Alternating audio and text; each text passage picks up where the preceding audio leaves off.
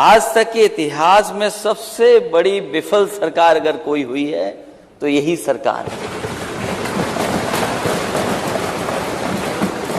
प्रदेश में व्याप्त अराजकता और असुरक्षा का माहौल अगर किसी ने पैदा किया है तो यही सरकार है। ध्वस्त कानून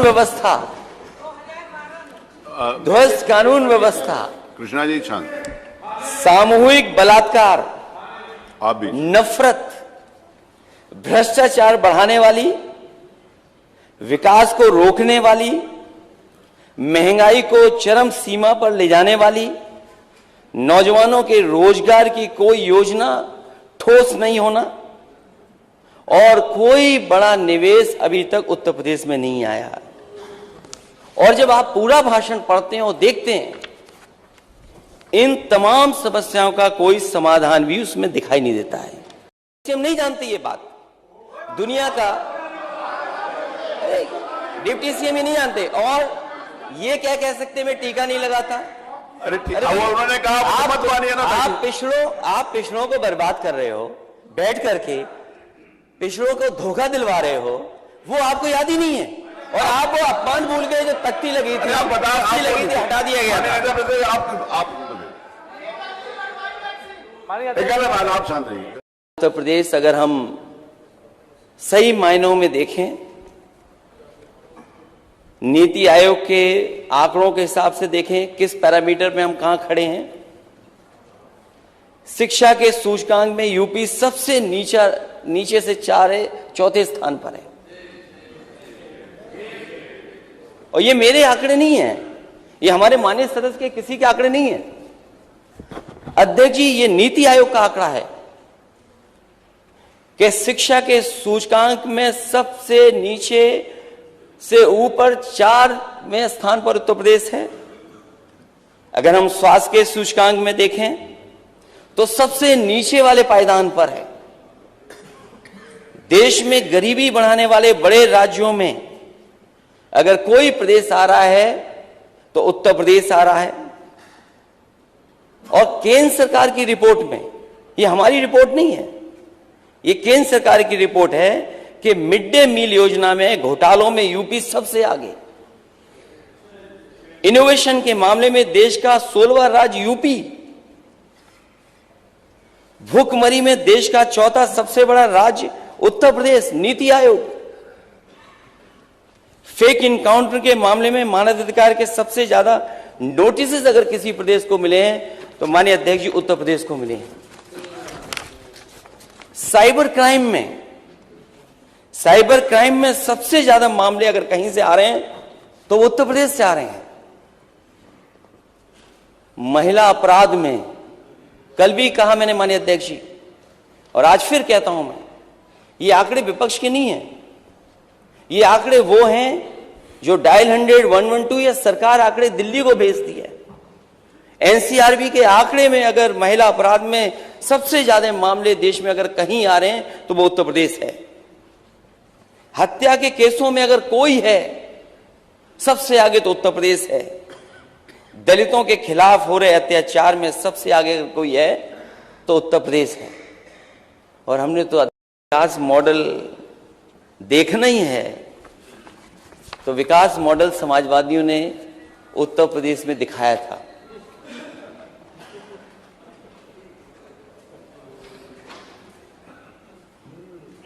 अध्यक्ष महोदय, आप तो चल करके भी देखें,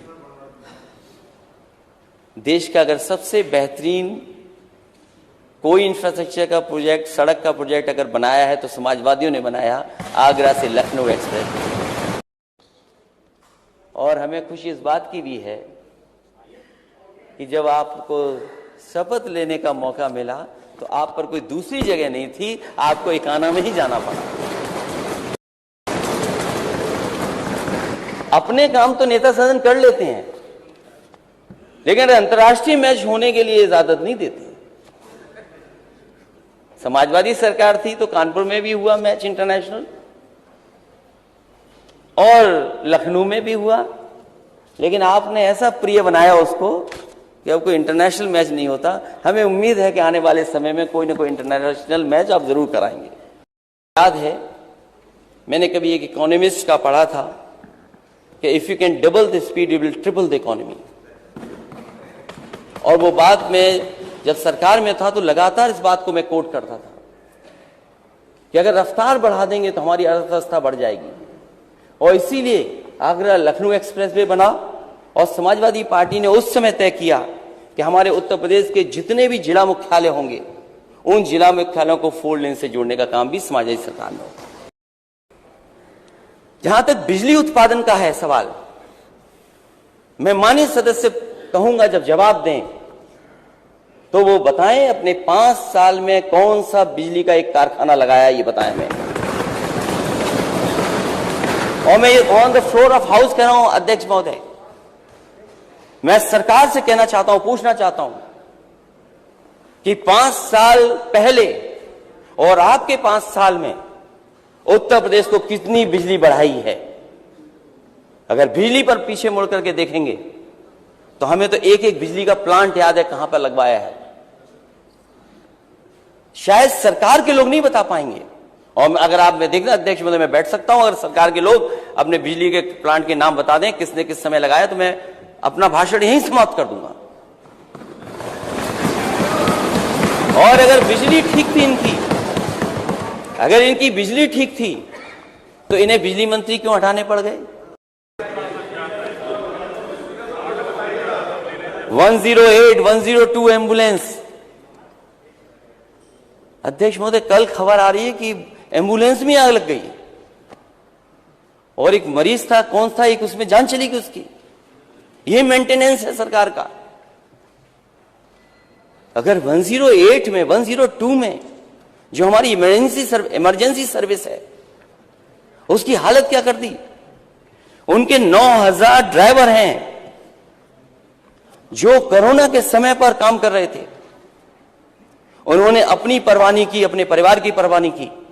उन्होंने परवाह की अगर किसी की तो वो उत्तर प्रदेश की जनता की। वो 108 रोके नहीं। लेकिन आज पता लगा कि सब ड्राइवर हटा दिए गए हैं। पता लगा है कि रात में चलती नहीं एम्बुलेंस। मैं ये सरकार से जानना चाहता हूं कि कम से कम 5 साल में आपने एम्बुलेंस कितनी बढ़ाई। एक्सप्रेसवे और कानपुर मेट्रो जिसका श्रेय भाजपा सरकार ले रही है, ये भी समाजवादी सरकार के प्रोजेक्ट थे। ये आपके प्रोजेक्ट नहीं थे नेता सदन। नहीं नेता सदन, ये प्रोजेक्ट आपके नहीं थे। ये समाजवादी सरकार के दिए हुए। और पूर्वांचल का इसलिए दिया था, हमारे माननीय सदस्य यहां बैठे होंगे पूर्वांचल एक्सप्रेस वे के आसपास और उस इलाके से जुड़ने वाले लोग, और हमारे साथ मंत्री भी थे, कुछ लोग मंत्री भी थे। उन्हें याद होगा बजट दिया गया, अलाइनमेंट दिया गया, डिजाइन किया गया और इसी विधानसभा के साथ हुआ। लैंड एक्विजिशन हो गई और किसानों से करार हो गया, सहमति बन गई कि जमीन देने के लिए तैयार थे किसान। और मुझे खुशी है इस बात की, हम समाजवादियों को इस बात की खुशी है कि जहां कहीं भी लैंड एक्विजिशन के लिए गए होंगे समाजवादी लोग, एक भी किसान आंदोलन नहीं किया होगा, एक भी किसान धरने पर नहीं बैठा। क्योंकि हमारा जो लैंड एक्विजिशन कराने का तरीका था वो किसानों की मदद करके था और सर्किल रेट बढ़ा करके उनको मुआवजा देने का काम अगर किसी ने किया तो समाजवादियों ने ऐतिहासिक एक्सप्रेसवे के लिए लैंड एक्विजिशन करा करके दिखाया। और 5 साल बाद नए उप मुख्यमंत्री, डिप्टी सीएम अस्पताल में जब जाते हैं तो वो कहते हैं मैं शर्मिंदा हूं व्यवस्था को देख करके। सोचिए 5 साल का आपका कार्यकाल और डिप्टी सीएम जब हॉस्पिटल देखने जाएं तो हॉस्पिटल में व्यवस्था देख करके क्या कहते हैं, मैं शर्मिंदा हूं ऐसी व्यवस्था को देख करके। आप सोचिए लखनऊ के अस्पतालों की ओपीडी क्या है, चाहे कोई अस्पताल उठा करके देख लीजिए आप, लंबी सूची है। क्योंकि इसलिए लंबी सूची है लंबी लंबी लाइनें इसलिए हैं क्योंकि आप जिलों में इलाज नहीं दे पा रहे हैं, इसलिए बड़े बड़े अस्पतालों में गरीब भाग करके जा रहा है इलाज कराने के लिए। और इलाज कोई सस्ता नहीं हो रहा, न दवाई मिल रही है, न इलाज के लिए कोई सुविधा है। जो जांचें फ्री थी गरीबों की, वो जांचें नहीं हो रही हैं अब। जांच जो पर्चा फ्री था, वो पर्चा फ्री नहीं है अब। और सरकार दावा करती है कि हम इतने ही मेडिकल, इसलिए अध्यक्ष महोदय हम जाति करना चाहता हूं। और जब सरकार बड़े बड़े डेटा सेंटर बना रही है, सरकार जब डेटा सेंटर बना रही है, बड़े बड़े डेटा सेंटर बनाना चाहती है सरकार, उसके लिए इन्वेस्टमेंट आ रहा है, तो कम से कम जाति जनगणना तो हो। हमें आपको सबको पता होना चाहिए हम कितने आबादी में हैं। पहले माननीय ओम प्रकाश राजभर जी, आप चाहते नहीं चाहते जाति जनगणना?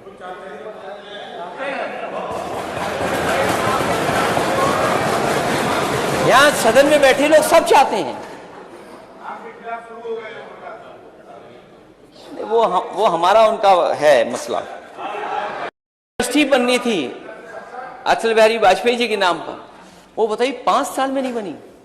और ये दावा कर रहे हैं कितने मेडिकल कॉलेज बना दिए, और वो भी जगह कहां पाए हैं जो समाजवादियों ने चक गजरिया सिटी बनाई थी उसी में पाए हैं। आप नई जगह नहीं ढूंढ पाए। और मैं तो चाहता हूं, क्योंकि वो हमारे गांव के पास के थे, तो अगर एक यूनिवर्सिटी यहां बना रहे हो तो एक यूनिवर्सिटी बटेश्वर में भी बना दो आप। और बनाना चाहिए आपको, क्योंकि अगर उनका सम्मान करना है तो केवल स्टेडियम का नाम बदलने से सम्मान नहीं होगा। एक अगर लखनऊ में आप यूनिवर्सिटी बना रहे हैं तो एक बटेश्वर में भी आप यूनिवर्सिटी बना देंगे तो बड़ा सम्मान होगा उनका।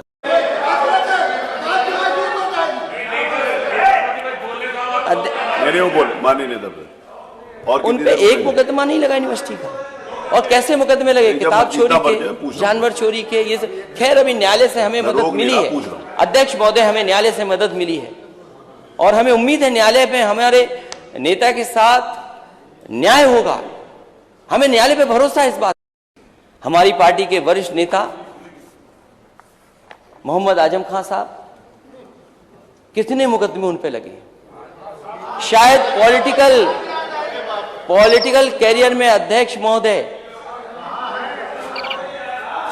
पॉलिटिकल कैरियर में अध्यक्ष महोदय इतने मुकदमे किसी पॉलिटिकल लीडर पे नहीं लगे होंगे जितने लगाए गए। और ये लगे नहीं, लगाए गए हैं। जिस समय वहां पर मुकदमे लिखाए जा रहे थे, मैंने उन लोगों से बात की जो मुकदमे लिखाने जा रहे थे। मैंने उनसे पूछा कि आखिरकार तुम क्यों मुकदमा लिखा रहे हो? उन्होंने कहा कि हम पे इतना दबाव है कि जिसकी हम कल्पना नहीं कर सकते, और अगर हम मुकदमा नहीं लिखाएंगे तो हम जेल भेज दी जाएंगे। सो सोचिए, सरकार ये कर रही है। सरकार को न्याय दिलाने का काम करना चाहिए, निष्पक्ष होकर के काम करना चाहिए, लेकिन सरकार दबाव बना करके मुकदमा लिखा रही। वहां के जो जिलाधिकारी महोदय थे, मैं उन्हें अच्छी तरह जानता हूं, क्योंकि वो उनको जब उत्तर प्रदेश कैडर में आना था तो उत्तर प्रदेश में कैडर में लाने के लिए उस समय समाजवादी सरकार ने ही काम किया था। मैंने उनसे खुद फोन पे बात की और मैंने उनसे कहा कि ये बहुत समाज के लिए काम कर रहे हैं, कोई अपने लिए काम नहीं कर रहे हैं। अगर यूनिवर्सिटी बनाई है तो समाज के लिए बनाई है, उन्होंने अपने लिए यूनिवर्सिटी नहीं बनाई है। और वो इस पीढ़ी के लिए तो है ही है, लेकिन आने वाली पीढ़ी के लिए यूनिवर्सिटी बन रही है। आप क्यों उनके खिलाफ कार्रवाई कर रहे हो? नहीं करनी चाहिए आपको कार्रवाई। लेकिन जिलाधिकारी का जिस तरीके का बातचीत थी, मुझे लगा कि किसी दबाव में वो काम कर रहे हैं। मैंने उनसे कहा कि आपको उत्तर प्रदेश में लाने का काम हमारी सरकार में हुआ था, लेकिन हमने आपसे कभी कोई गैर कानूनी काम नहीं कराया होगा, कभी दबाव नहीं बनाया होगा।